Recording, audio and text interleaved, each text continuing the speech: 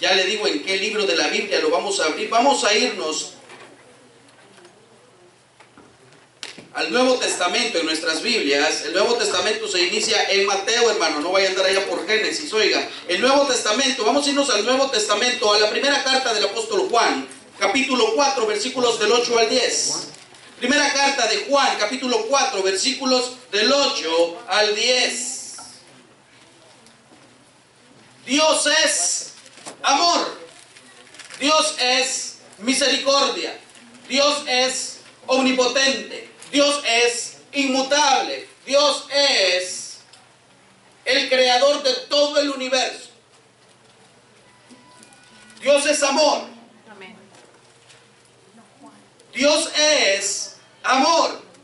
Primera carta de Juan, capítulo 4, versículos del 8 al 10. Cuando lo tenga, me regala un fuerte amén para que usted tenga una idea. Primera, segunda y tercera carta de Juan, luego viene Judas y luego viene Apocalipsis. Si está algo equivocado, empiece a buscar de Apocalipsis para atrás. Apocalipsis, Judas, tercera, segunda y primera de Juan. Primera carta del apóstol Juan, capítulo 4, versículos del 8 al 10. Dios es amor. Así se titula esta enseñanza. Dios es amor. Vamos a leer lo que dice la palabra en el nombre del Padre, del Hijo y del Espíritu Santo. Mire lo que dice la Escritura. El que no ama no ha conocido a Dios, porque Dios es amor. En esto se mostró el amor de Dios para con nosotros, en que Dios envió a su Hijo unigénito al mundo para que vivamos por Él. En esto consiste el amor, no en que nosotros hayamos amado a Dios, sino en qué cosa dice, en que Él nos amó primero. Él nos amó a nosotros y envió a su Hijo en propiciación por nuestros pecados. Vamos a orar. Señor, ayúdanos a entender que tu amor es infinito. Ayúdanos a entender el amor que tienes por cada uno de nosotros. Un amor especial, un amor diferente. Y como tu Escritura dice, y es algo que no podemos negar, lo mostraste a través de tu único Hijo Jesucristo. Queremos pedirte que nos hables al corazón, que podamos ser confrontados con tu palabra, que también tu palabra nos pueda hablar, nos pueda moldear, nos pueda transformar, nos pueda exhortar, nos pueda guiar, nos pueda redarguir, nos pueda enseñar y nos pueda instruir. En el nombre de Cristo Jesús te lo pedimos. Amén. Y amén. Hermano, puede tomar asiento. El apóstol Juan da una pequeña introducción por la cual cada uno de ustedes ama. Porque ese fundamento se encuentra en Dios. En Dios que nos creó. Por eso el versículo 8 dice, el que no ama no ha conocido a Dios, porque Dios es ¿qué cosa? Dios es amor. Dentro de los atributos de Dios, yo quiero que me preste usted atención. Deje de textear, deje de estar en el teléfono. Y si no, pasen el canasto, que lo ponga ahí, hermano. No deje que nada le quite la paz. Dentro de los atributos de Dios están los atributos incomunicables y los atributos comunicables. ¿Cuál es la diferencia? Los atributos incomunicables son atributos exclusivos de Dios, que solo a Él le pertenecen, que solo Él los tiene, como por ejemplo la omnipresencia. Usted no puede estar en todos lados. Satanás no está en todos lados. Ahora tienen fotos suyas en El Salvador, tienen fotos suyas en la casa de su mamá, tienen fotos suyas en todo. Amén, y yo sé que amén, así es. Pero usted no es omnipresente. Usted no es inmutable. Dios es inmutable.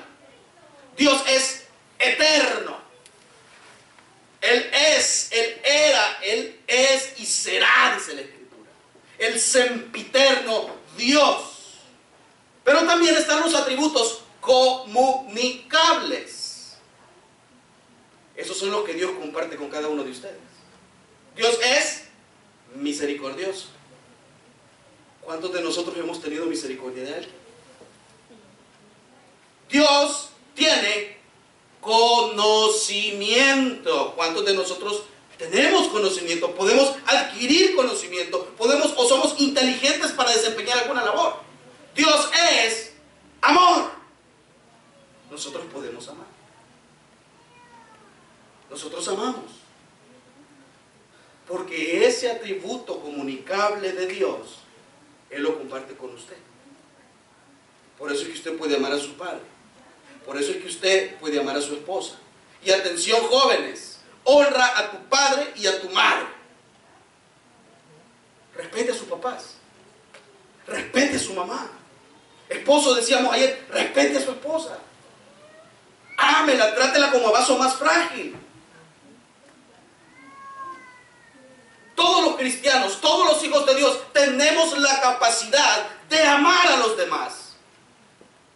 Pero a diferencia de Dios, usted decide amar o no amar. Porque su amor cambia.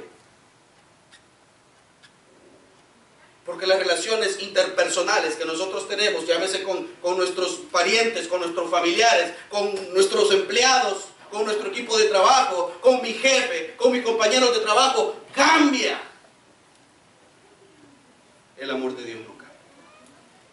El amor de Dios es y será y permanecerá por los siglos de los siglos. El amor de Dios es firme, permanece para siempre, no cambia, no se agota, no se acaba.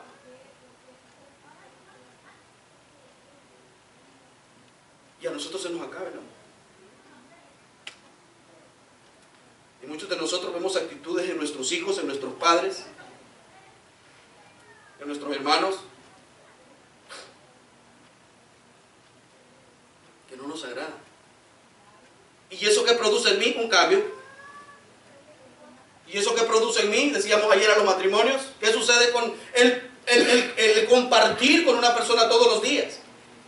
¿Qué sucede con eso? Va creando fricciones, porque usted no es igual a la persona que vive con usted. Pero en eso consiste el amor, en amar a aquel que es diferente de mí, que yo. No todos somos iguales, imagínense si todos fuéramos iguales. No, pase usted, no, primero usted. No, pase usted, no. Como el Chavo, la Chilindrina y todos esos personajes. Somos diferentes, pero debemos amarnos así como Dios nos amó a cada uno de nosotros. Por estatura, por tamaño, como usted lo quiera poner, hermano. El término hebreo para definir amor es Gesed, que se refiere al amor que corresponde a un pacto. Jehová es el Dios, y póngame atención a esto, a esta definición del diccionario bíblico. Jehová es el Dios que recuerda y cumple sus pactos a pesar de la traición de los seres humanos. Su fidelidad para cumplir sus promesas demuestra su amor hacia Israel y hacia toda la humanidad. Pero a mí me llamó la atención de decir, Dios cumple sus pactos a pesar de la traición de los seres humanos.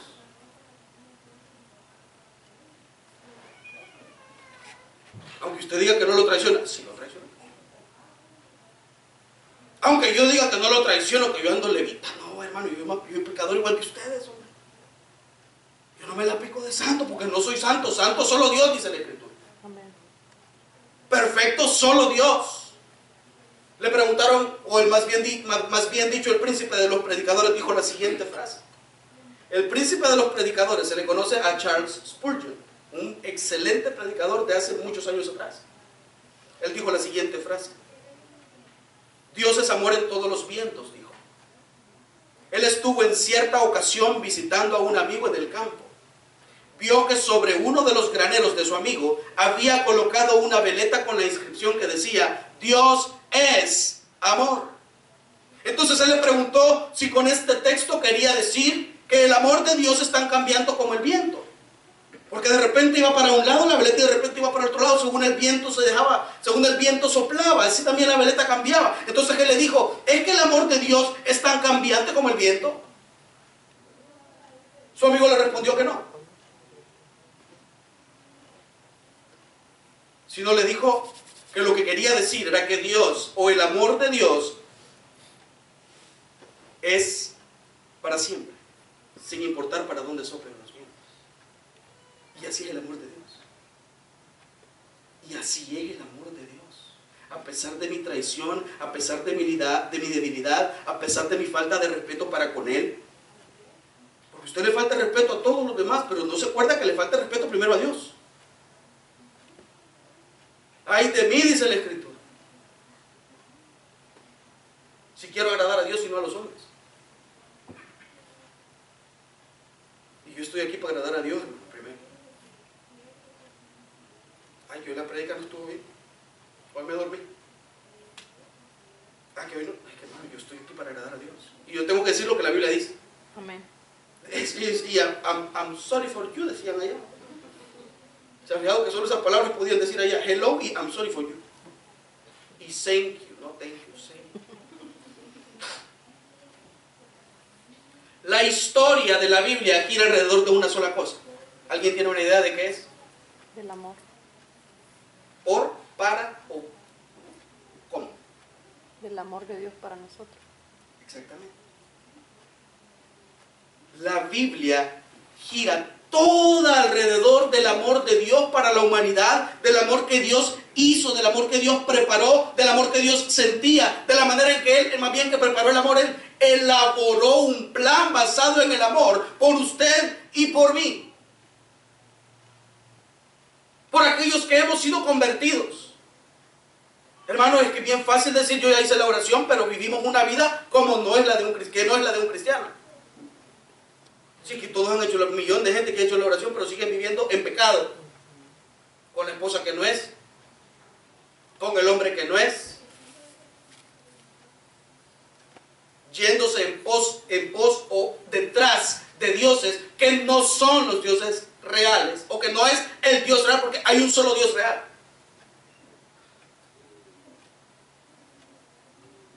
El plan de Dios inicia por ponerle un ejemplo allá en Génesis 3:15 con la primera profecía mesiánica: y pondré enemistad entre ti y la mujer, y entre tu simiente y la simiente suya. Esta te herirá en la cabeza y tú le herirás en el calcañar. Estaba hablando de la simiente de la mujer, que era María. La simiente era Cristo. Él triunfó sobre la muerte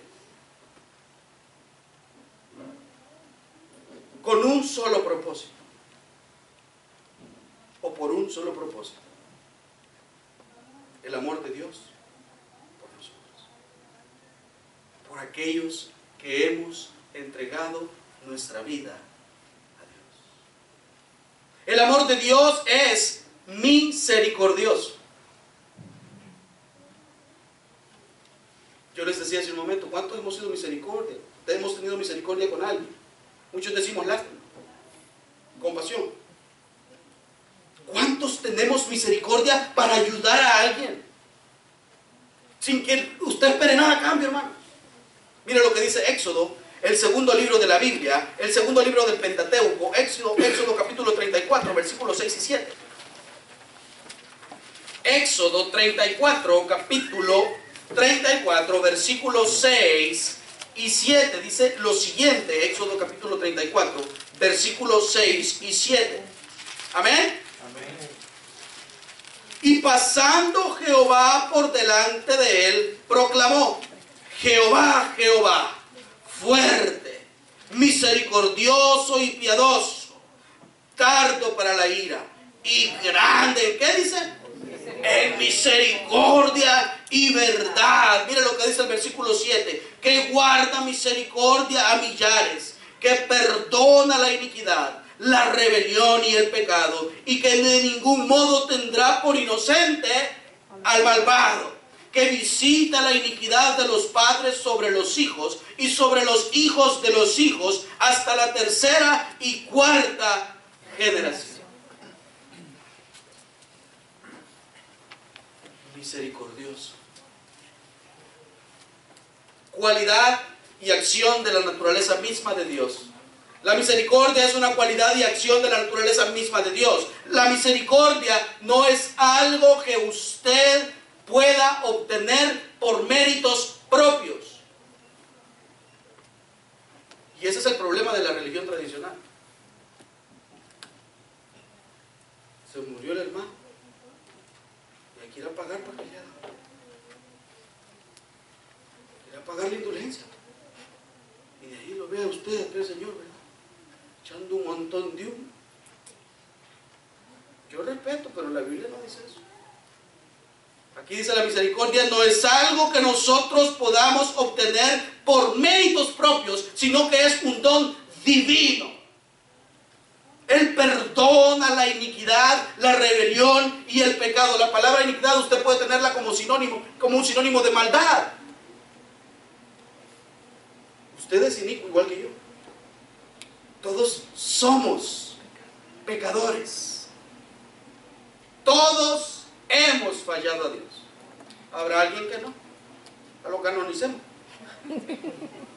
Todos le hemos fallado a Dios. Todos aquí somos pecadores. Todos necesitamos una cosa, perdón. Amén. ¿Cuántas cosas se arreglan con perdón?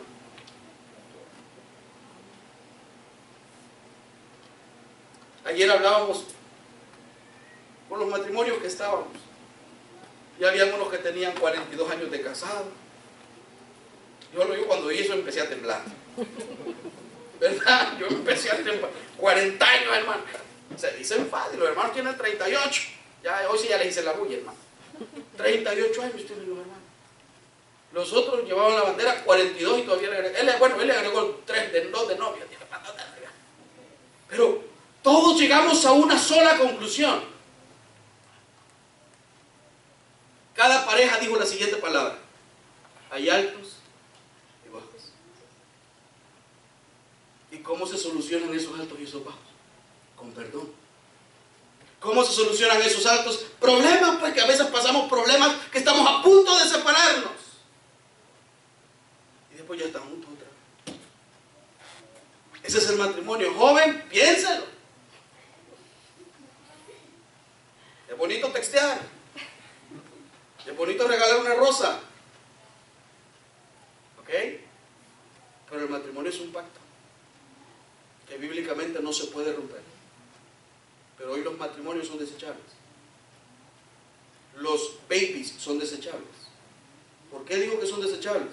Porque usted, quedó embarazada, va a abortar y tranquilamente, y no pasó nada. Pero la carga de ese pecado la va a andar todos los días de su vida hasta que usted se muera. ¿Y qué necesita? El perdón de Dios. Dios perdona a sus hijos.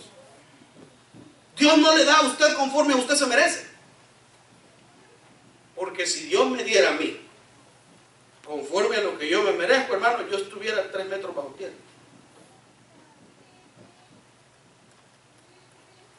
Y se lo digo en serio. Él se compadece de usted. Él tiene misericordia de usted.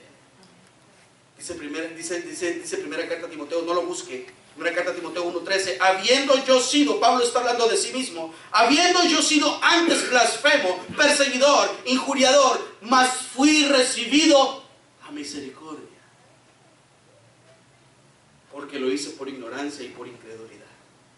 El apóstol Pablo era uno de los mayores perseguidores en esos tiempos de los cristianos. Es más, la Biblia dice que él estaba presente cuando murió el primer mártir de la iglesia, Esteban. Hechos 7 y 8, pues si usted lo quiere buscar. Espero que alguien lo busque, Señor, al llegar a eso, por lo menos para leer la palabra. ¿Por qué Dios le permitió que matara a tanta gente? Dejémoslo, que no lo mató él. Perseguir tanta gente. Porque esa gente terminaba encarcelada. Y muchas quizás decapitadas. ¿Por qué Dios le permitió hacer tantas cosas? Eso sí, no conocía del Señor en ese momento. ¿Sabe por qué? Porque Él tiene misericordia de cada uno de nosotros, así como la tuvo del apóstol Pablo. Yo no sé usted qué espera para cambiar. Yo no sé usted qué está esperando para buscar de Dios. Pero Él tiene misericordia para cada uno de nosotros, aunque usted crea que pueda vivir de esa manera en la que está viviendo pecaminosamente. Cuando Dios dice hasta aquí, hasta aquí. Y yo siempre le digo al chelito que está ahí atrás, o en el carro de la policía, o en la ambulancia, o en el cementerio, pero uno de los 3 lugares vas a terminar.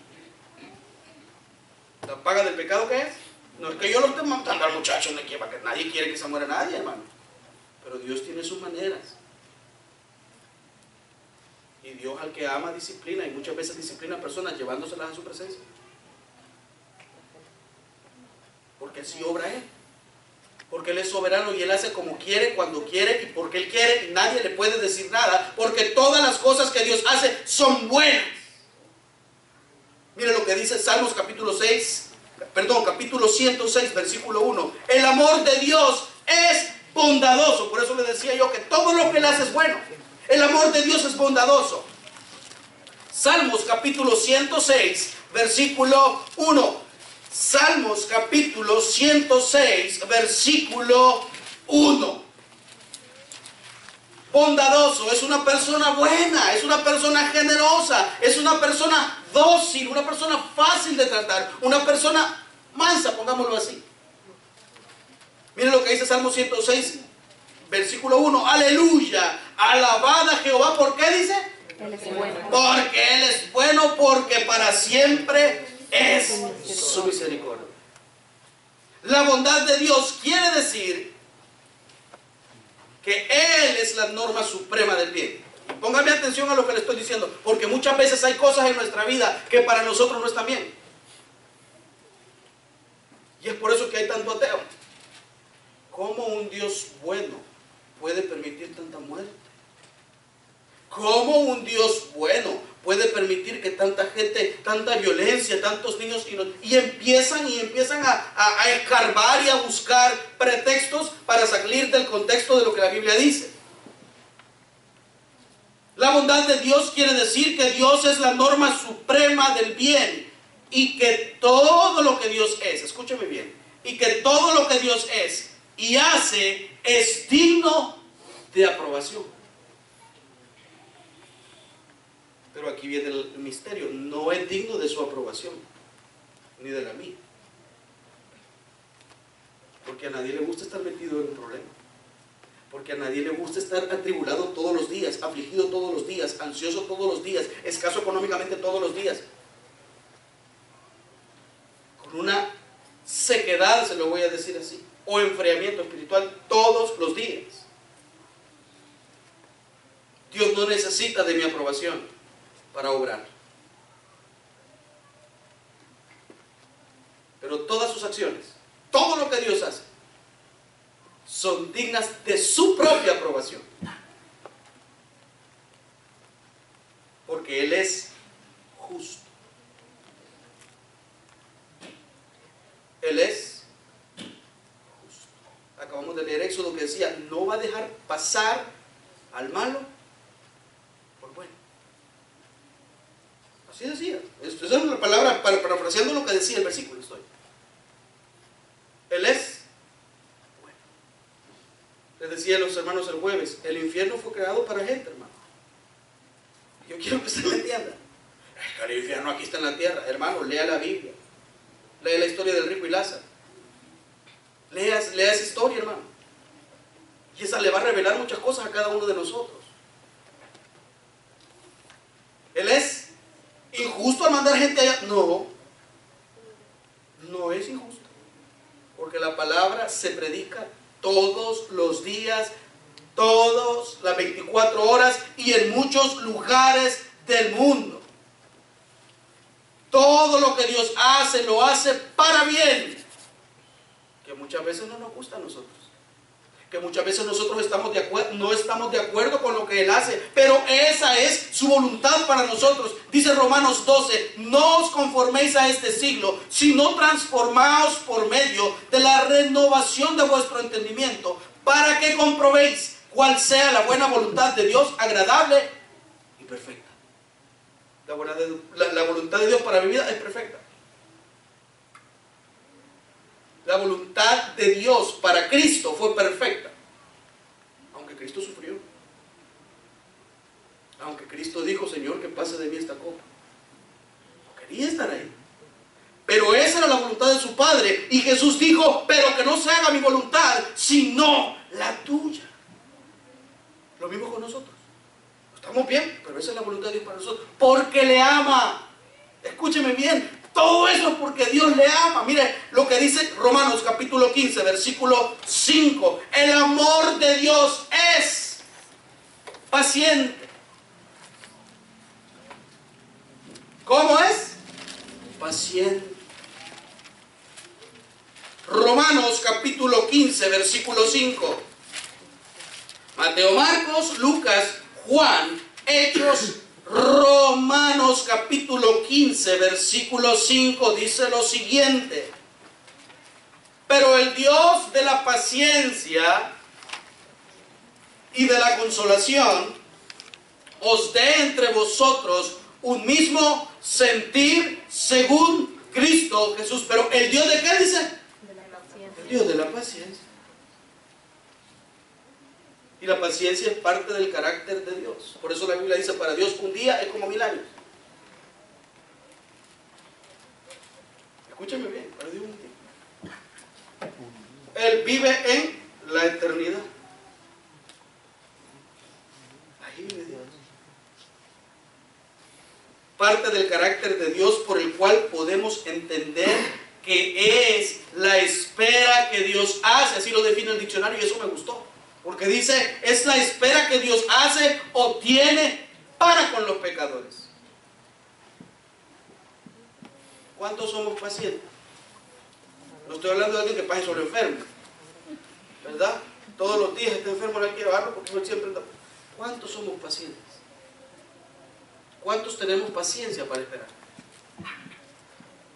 ¿A cuántos se nos ha dado, por ejemplo, un castigo y queremos que se acabe? ¿Cuántos iniciamos en la mañana a trabajar y queremos ya venir de regreso? Amén, hermano. Yo levanto hasta el pie, voy a levantar yo. Pero hay que ser pacientes. Dios es un Dios paciente. Dice segunda carta de Pedro 3:9, el Señor no retarda su promesa, según algunos la tienen por tardanza, sino que es paciente para con nosotros. Fíjese bien la paciencia de Dios. No queriendo que ninguno perezca, sino que todos procedan al arrepentimiento. Dios es paciente porque no quiere que ninguno perezca. Y está hablando de una muerte espiritual. Y está hablando de una muerte eterna, condenado en el infierno. ¿Y qué quiere Dios? Dios quiere que se arrepienta. Un arrepentimiento genuino cuando usted cambia su manera de comportarse. Es cuando usted dice de verdad, mira, ya no lo vuelvo a hacer, mamá. Mira, Señor, ya no lo vuelvo a hacer. Voy a luchar por cambiar. Porque Él quiere un verdadero arrepentimiento en mí. Dios es paciente con cada uno de nosotros. Hay una parábola muy bonita en donde dice que había un siervo que tenía una viña y había unos labradores malvados. Yo creo que muchos lo hemos escuchado. Y dice que primero mandó a un siervo, no le hicieron caso, y de ahí mandaron a otro y lo golpearon y le hicieron esto, de ahí mandaron a otro y lo mismo. Por último dice el siervo, voy a enviar a mi hijo. Tal vez a él no le van a hacer nada porque es mi hijo. Tal vez de él van a tener misericordia porque es mi hijo. A él no se van a atrever a tocarlo porque es mi hijo. Y a ese fue el que mataron. Y ahí está hablando de Cristo. Cristo habló muchas veces a través de los profetas para que el pueblo se arrepintiera. ¿Cuántas oportunidades tuvieron los labradores malvados de arrepentirse? 3. Pongámosle 2 o 3. Luego vino su hijo a morir en la cruz. ¿Cuántas oportunidades Dios nos ha dado a nosotros? ¿Cuántas veces Dios nos ha esperado para que cambiemos? Y nosotros no lo queremos hacer. Dios es paciente con nosotros. Pero nosotros también debemos actuar, debemos cambiar, debemos ser como Él quiere que seamos. El amor de Dios lo podemos ver a través de su gracia. Mire lo que dice segunda carta a los Corintios, adelante, capítulo 8, versículo 9. Segunda carta a los Corintios, capítulo 8, versículo 9.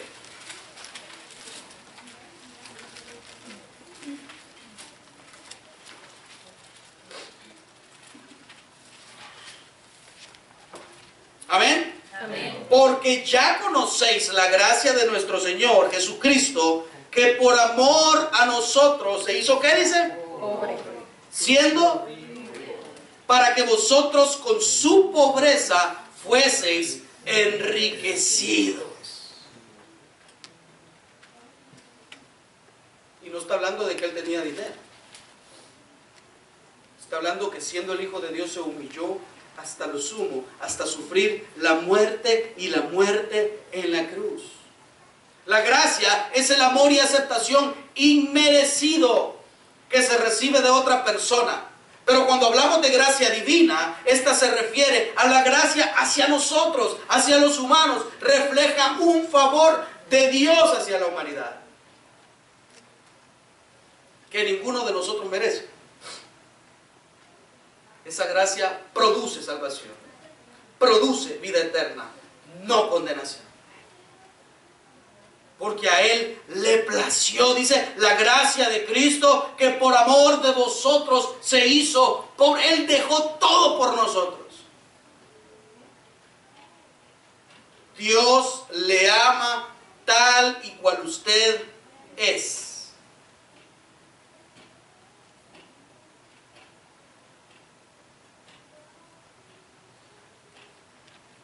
Algunos de nosotros pensamos que merecemos cosas buenas.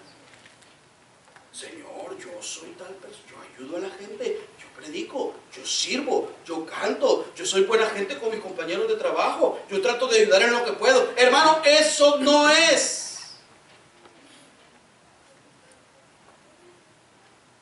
de lo que estamos hablando. Estamos hablando de nuestro pecado. Porque dice la Biblia que los pensamientos del hombre son de continuo solamente el mal. Raro, ¿verdad?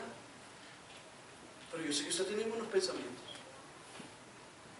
Pero la mayoría de los pensamientos de nosotros, cuando estamos solos,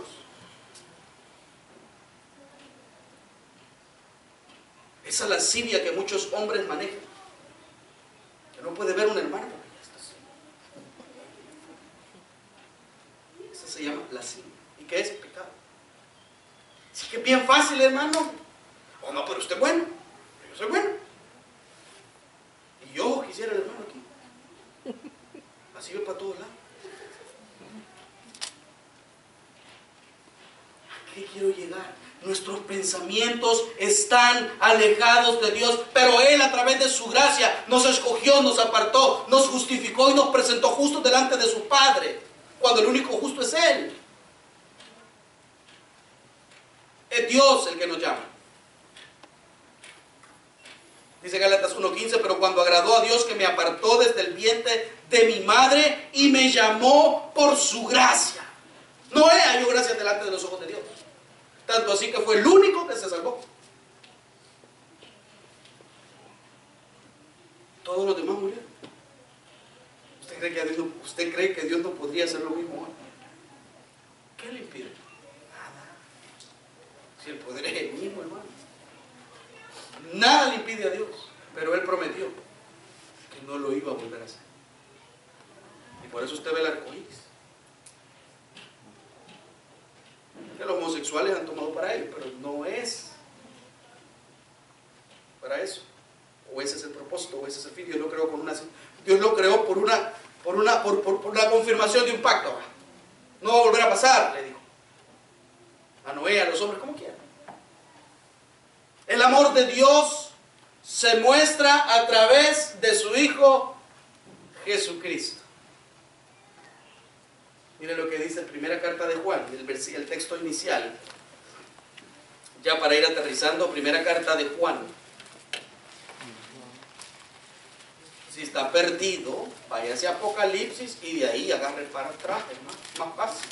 Apocalipsis, Judas, tercera, segunda, primera. Primera carta de Juan, capítulo 4, versículo 9.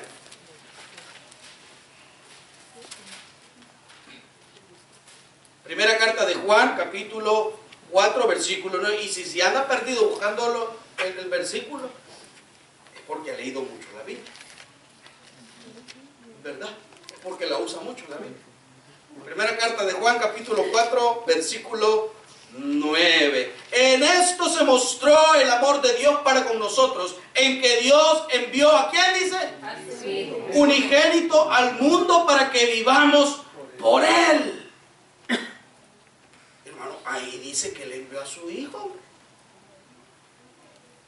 ¿Y qué le podemos agregar? ¿Y qué le podemos quitar? Él envió a su Hijo y le agrega todavía unigénito. No primogénito, unigénito. Primogénito es el primer hijo de un matrimonio, de una pareja. Unigénito es una cosa completamente diferente. La palabra proviene del griego monógenes. Mono, uno. Genes, raza o especie. ¿Qué quiere decir esto? Esto confirma que el carácter de Dios era único. Era único en su clase. Es como aquí todos tenemos diferentes genes. No nos parecemos. Si no yo fuera alto. Pues es cierto, hermano. Cada uno de nosotros tiene genes diferentes. Es lo mismo que pasaba con Jesús. Él era único en su especie. No hay nadie que se pueda comparar con Él. No hay nadie que tenga o que sea igual. La muestra de Dios, de su amor para con cada uno de nosotros, es que Él envió a su Hijo en propiciación por nuestros pecados. Cristo es el regalo más grande que Dios nos pudo dar. Y fue en la cruz que Cristo demostró su amor por usted y por mí. Cristo fue hecho, y no se vaya a asustar, maldición por nosotros. Gálatas 3:13 dice: Cristo nos redimió de la maldición de la ley, hecho por nosotros, hecho por usted, maldición, porque está escrito: maldito todo el que es colgado de un madero. Por usted se hizo maldición, por mí se hizo maldición. Él soportó la ira de Dios. Yo no sé cuántos han escuchado ese término. La ira de Dios que estaba sobre cada uno de nosotros la llevó Cristo en la cruz, la soportó Cristo en la cruz. Morir en la cruz era el castigo más vergonzoso, más vil. Algunos escritos o algunos historiadores dicen que originalmente, cuando usted era crucificado en aquel tiempo, usted estaba literalmente sin ropa. Porque ese era el propósito de esa muerte. La vergüenza, el estar expuesto. Y qué duro es que al que no conoció pecado, dice la Escritura, por nosotros se hizo pecado. Por nosotros se hizo pecado. El amor es una decisión. Muchos nos hemos enamorado de personas y aquí estamos en este país. Y yo estaba galán, comiendo. No digo hermano, porque, ¿verdad? Muchos nos hemos enamorado y ¿qué decidimos? Yo lo amo a él, yo lo amo a ella y lo seguimos. Cristo no lo pensó. Cristo decidió amarlo a usted, tal y como usted es. Tal y como nosotros somos. El amar es una decisión. ¿Ama usted a su padre? ¿Ama usted a su madre? ¿O solo lo hace por lo que le puede dar? ¿Ama usted a su esposo? ¿De verdad? ¿Ama usted a su esposa? El amor es una decisión. El amor es una decisión. Hermanos, el secreto o el misterio no es que usted ame a Dios, sino que Él lo amó primero a usted. Tal y como es, con sus defectos, con sus virtudes, con sus pecados. Porque Él no quiere que nadie perezca. Él quiere que cada uno de nosotros venga al arrepentimiento. Y Dios nos amó porque su amor es único, incomparable, grande, misericordioso, fiel, bondadoso, inmutable. Un amor que no se acaba. Es por eso que el apóstol Pablo en la carta a los Corintios dice lo siguiente: y ahora permanece la fe, la esperanza y el amor. Y ahora permanece la fe, la esperanza y el amor. Estos tres. Pero el mayor de ellos es el amor. Debemos darle gracias a Dios y ser agradecidos a Dios, con Dios, porque Él nos amó a nosotros primero. Vamos ahora. Señor, gracias por tu amor. Gracias, Señor, porque elaboraste un plan para cada uno de nosotros. Gracias porque tu amor no cambia. Porque tu amor es inmutable. Porque tu amor lo podemos ver a través de tu Hijo Jesucristo. Lo podemos ver a través de tu paciencia para cada uno de nosotros. Lo podemos ver a través de tu gracia. Lo podemos ver a través de tu bondad para cada uno de nosotros. Que siendo nosotros pecadores, tú nos bendices, nos ayudas, nos guías, nos salvas, nos restauras. Gracias por tu misericordia. Reconocemos, Señor, que no somos dignos de nada de lo que tú hiciste, ni de lo que haces, ni de lo que continuarás haciendo por nosotros. Queremos pedirte que nos cambies de verdad, que nos transformes de verdad, que cambies cada área de nuestra vida que a ti no te parece. Hay áreas de nuestra vida, hermano, que ni a nosotros mismos nos parecen. Hay áreas de nuestra vida que nosotros somos conscientes que debemos cambiar. Porque si no cambio, quizás me puedo morir. Porque la paga del pecado, dice la Escritura, es muerte. Si hay alguien en este lugar que aún no conoce el amor de Dios, que escucha predicaciones que le hablan de que Dios es bueno, de que Dios es amor, de que Dios es misericordioso, pero usted aún no le conoce, este es el momento. Este es el momento para que usted pueda conocer el amor de Dios. Este es el momento para que usted pueda entregar su vida a Dios. No es un cambio de religión, hermano.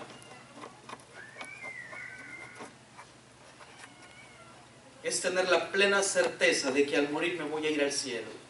Es conocer al Creador, al sustentador de todas las cosas. Si hay alguien en este lugar que no tiene la seguridad de que al morir va a ir al cielo, este es el momento. Levante su mano, hermano, ahí donde está. No necesita pararse, no necesita levantarse. Si hay alguien en este lugar. Mientras tanto, la iglesia le dice al Señor: todo es posible.